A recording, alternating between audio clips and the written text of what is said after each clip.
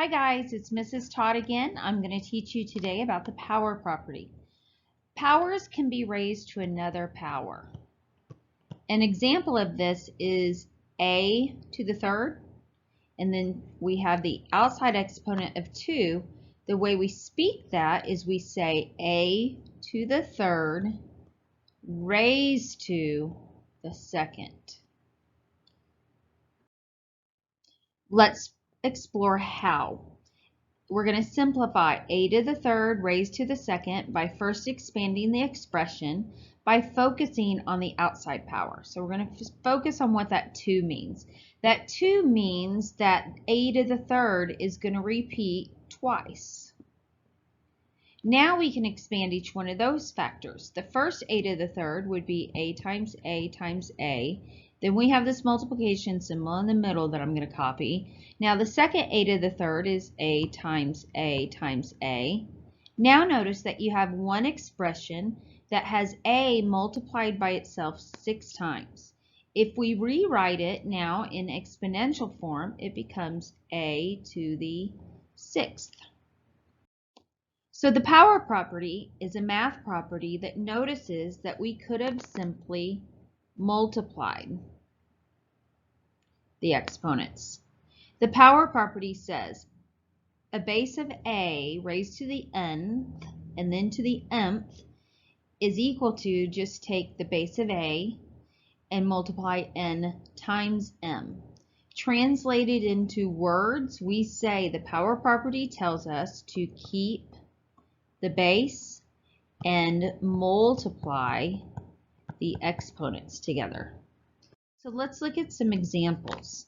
And we're going to focus on keep the base. So in the first one, when it's 7 to the 4th raised to the 5th, the base is 7, so we're going to keep it. And then I have to go 4 times 5, multiply those exponents. So that turns out to be 7 to the 20th. My second example, I'm going to keep the base and we're going to multiply the exponents. So we're going to do negative 4 times negative 3, which turns out to be p raised to the negative 4 times negative 3 is positive 12th. All right, I'd like you to pause and try these, letter A. Now let's explore two similar expressions. One of these is a power of a product. The other one is not. Do you know which one is the power of a product? Well, it's this one here. What's happening is inside of that grouping symbol is a product, two things multiplied together. The 4 is being multiplied by the v squared. And then that's raised to the power 3. So that is a power of a product. The other one is not. The other one is just 4 times v squared raised to the 3rd power. There's a difference between these. It's based on the fact we have to remember an exponent either affects one value or a group.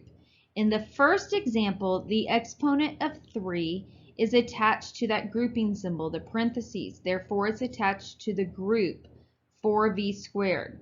Therefore, 4v squared is being repeated 2 times. In the second example, the exponent of 3 is only attached to the v squared. Therefore, the 4 does not repeat and the v squared repeats 3 times. And this one should not be 2, it should have been 3 times, if you caught that error. All right, so let's look at how this works. Okay, in the first one, we have to figure out, is that negative 2 attached to the 8 or not? Well, it's only attached to what's inside of that parentheses, which is b to the negative 6th. So therefore, the 8 does not repeat. This becomes 8 times b, and then we have to multiply those exponents. So this becomes 8b, negative 6 times negative 2 is 12. In the second example, the exponent of 2 is attached to the parentheses, but now we have a product inside. We have more than one thing, so it's attached to everything. So the way we work this problem is we have to take the first factor of 0.11 and we have to raise it to the second. Then we have to take the second factor of x, and we have to realize it's already raised to the ninth, and now we need to raise it to the second, so we need to multiply. So now what ends up happening is we simplify what is 0.11 squared. Well, that would be 1.21, and then x to the 9 times 2 would be x to the 18th. So my final answer ends up 1.21 x to the 18th. So what do you do when you have the power of a product? You raise everything to that outside product or power. Right here where you had to the ninth, we had to multiply those together. So let me show you what that looks like one more time. When you have 0.11 x to the ninth and it's raised to the second, this might help you to understand. The 0.11 is right now raised to the first. So we have to do the 0.11 to the first times 2 and the x to the ninth times 2. It's just right here, since it's times the 1, anything times 1 is itself.